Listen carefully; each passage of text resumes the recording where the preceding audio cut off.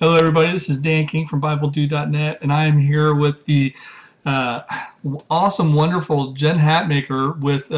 By the way, after reading the chapter about clothing, the Jen Hatmaker with an exceptionally large head. I told you. Look at it. See? Pictures don't lie. It's massive, and just in comparison on my screen here, the way it's going to play in the video, I have a very small head compared to your giant thing there. So. I appreciate you thank you for pointing that out. Thank you. It's my pleasure. It's my pleasure. Yeah. Well, thanks for joining us as we continue through 7 here together. Really amazing book, and this month we just finished we just finished food, and we're jumping into clothing now. So my first question for you is, as we take on this challenge with clothing, we read all your great stories and stuff in the book and everything too. But what's something you found most challenging for you as you worked on the clothing aspect? It's a good question, because going into it, I thought what was going to be most challenging was people's perception. Like, this was going to be a deal. I'm wearing basically the same clothes almost every day. Very little variation here. And so eventually someone's going to be like, what is the deal with that shirt? Or what is up with your clothes? And of course, the amount of people who asked me that were 0 people. And so perception didn't end up being anything at all, because you know what? Nobody cares what I'm wearing. I'm not at the center of people's universe like I thought I was. And so I have just got to tell you, this is just a straight answer. Of all the 7 months of 7, this was the easiest by a mile. And this is really saying something, because if you've read the chapter, you know that I had almost 350 things in my closet. So clearly, I have been buying clothes. I have been amassing clothes. It doesn't seem like this would be easy. And then it ended up just being so liberating and so easy and so freeing. And then, of course, I end up culling my closet down to maybe a 4th. Wow. I have now. Yeah, that's amazing. That's awesome.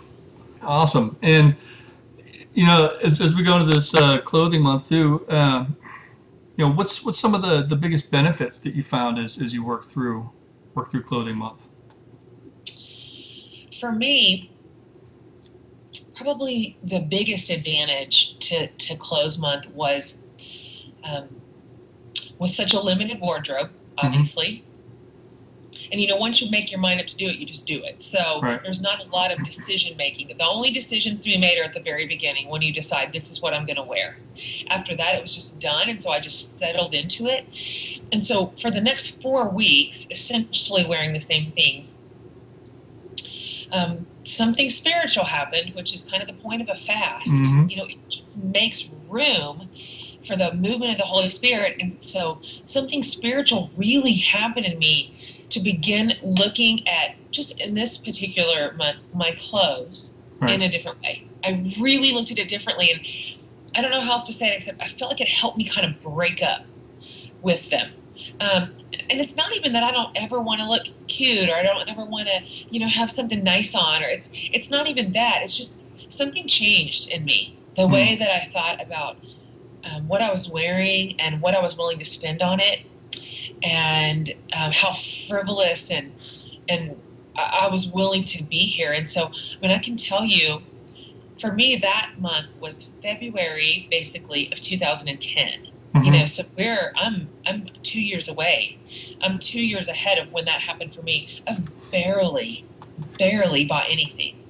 And so it really stuck. It really stuck for me that I still have so much, more than anybody else has in the rest of the world, and it's enough, and these are fine, and these are good, and I can continue to wear these clothes. And so really this month really stuck for me. Here I am 2 years later, kind of in the same spot. Yeah, and that's really cool. And I gotta say too, I love the story. I think it's a women's retreat thing that you went to, where you had this kind of realization of just kind of self-absorbed kind of thing about being all caught up in how we look so much all the time. I think it's important to look good, but I think we get so wrapped up in that sometimes. Too wrapped up in it. And I want to say this: when I travel, and everyone's reading 7 right now, women are not down with this month. Right. So everywhere I go, they're like, the clothes, I could never do it. I've heard it 100 times. I just couldn't do it. And my thought is, yes, you can. So for any of your readers who are thinking, oh, I just don't know about this, I just want to say, go ahead and be brave.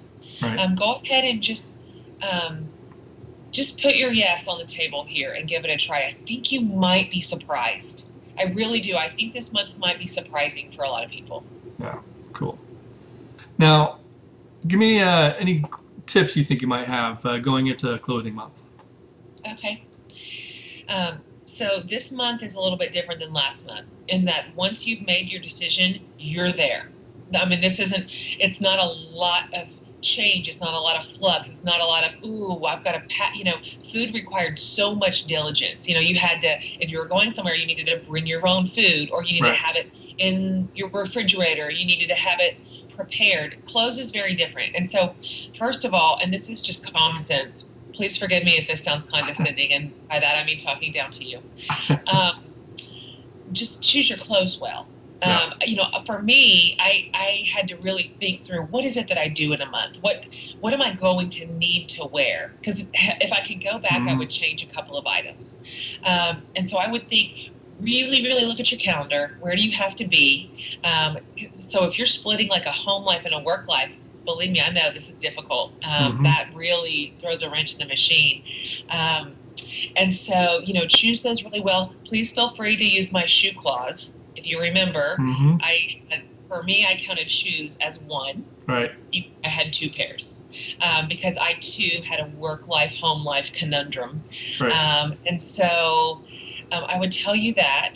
And then secondly, and you'll see this if you've not read it yet, please let me give you the good advice to keep up on the laundry. I was going to ask about that one.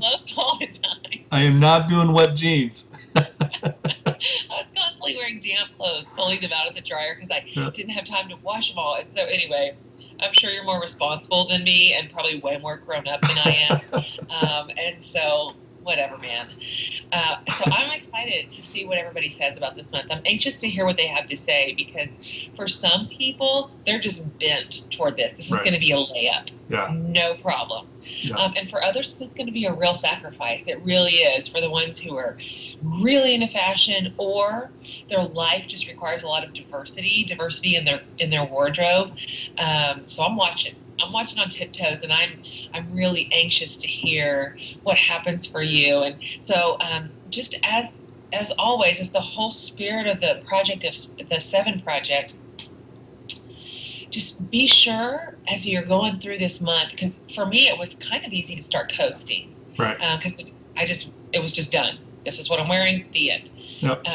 Be sure to stay in a real spirit of prayer and be looking for these moments where you can just really learn and invite transformation into your life and be paying attention to what would I be thinking, or what would I be doing different, or I don't know, I'm not sure how it's going to play out in your story, but be watching and be listening for what the Holy Spirit has to teach you this month. And I'm going to be peeking in and joining the conversation this month again over at BibleDude.net. So again, yay you. Thanks for doing this, Dan. This is fun. Yeah, thank you. Yeah, and I'm looking forward to it. I've already started brainstorming with our serve editor, Crystal Rowe, and she's going to be exploring some ministries that work with clothing and stuff like that too for homeless people or whatever, those kinds of things. So we're going to be running some stories along those lines as well too, just kind of try to highlight ministries that work in that area of clothing for people that need it. So it's going to be cool. Perfect. Awesome. And that's awesome because you're really going to find a place for that next month. Yep.